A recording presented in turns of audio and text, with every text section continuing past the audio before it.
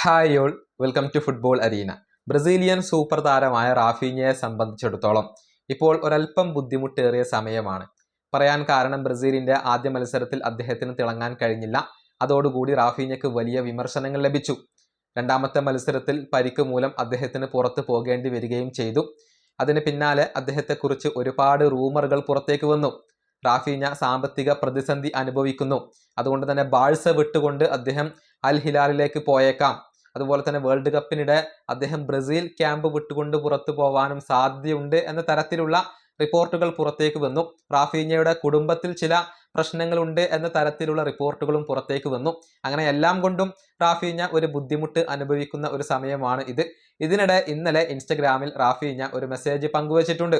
താൻ ശക്തമായി തിരിച്ചു വരും, എത്രയും പെട്ടെന്ന് കളിക്കളത്തിലേക്ക് മടങ്ങിയെത്താൻ വേണ്ടി താൻ ശ്രമിക്കും എന്ന ഒരു ഉറപ്പാണ് ബ്രസീലിയൻ ആരാധകർക്ക് റാഫീഞ്ഞ നൽകിയിട്ടുള്ളത്.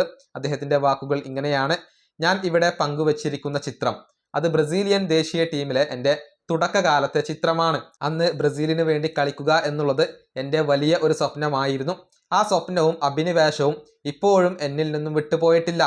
ഫുട്ബോൾ കളിക്കുന്നതും ബ്രസീലിന്റെ ജേഴ്സി അണിയുന്നതും ഞാൻ ഒരുപാട് ഇഷ്ടപ്പെടുന്നു.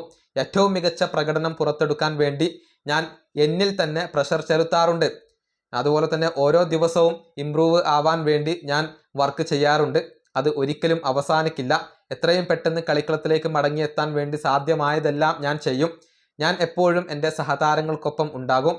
ഞങ്ങളുടെ ലക്ഷ്യങ്ങൾക്ക് വേണ്ടി ഫൈറ്റ് ചെയ്യും. ബ്രസീലിയൻ ആരാധകർക്ക് സന്തോഷം നൽകാൻ വേണ്ടി ഞാൻ എല്ലാതും ചെയ്യും. ഞാൻ കരുത്തോടെ നിലകൊള്ളും. ഇതാണ് റാഫീഞ്ഞ ഇന്നലെ തൻ്റെ ഇൻസ്റ്റഗ്രാമിൽ പങ്കുവച്ച ഒരു കുറിപ്പ്. ശുഭാപ്തി വിശ്വാസത്തോടു കൂടിയാണ് അദ്ദേഹം സംസാരിച്ചിട്ടുള്ളത്. ഒരു നല്ല തിരിച്ചുവരവ് തനിക്ക് നടത്താൻ കഴിയും എന്നാണ് റാഫീഞ്ഞ ഇപ്പോൾ പറഞ്ഞിട്ടുള്ളത്. ഏതായാലും നാളെ നടക്കുന്ന മത്സരത്തിൽ റാഫീഞ്ഞ ഉണ്ടാവില്ല. അദ്ദേഹത്തിന്റെ പകരം റയാൻ കളിക്കും എന്നാണ് റിപ്പോർട്ടുകൾ. ഇനിയിപ്പോൾ റൗണ്ട് ഓഫ് 32 മത്സരത്തിലും റാഫീഞ്ഞ കളിക്കാൻ സാധ്യതയില്ല. പക്ഷേ പ്രീ ക്വാർട്ടർ മത്സരത്തിലേക്ക് തിരിച്ചെത്തുക എന്ന ലക്ഷ്യത്തോടു കൂടിയാണ് റാഫീഞ്ഞ ഇപ്പോൾ പ്രവർത്തിച്ചു കൊണ്ടിരിക്കുന്നത്. ഈ വീഡിയോ അവസാനിപ്പിക്കുന്നു. അടുത്തൊരു വീണ്ടും കാണാം.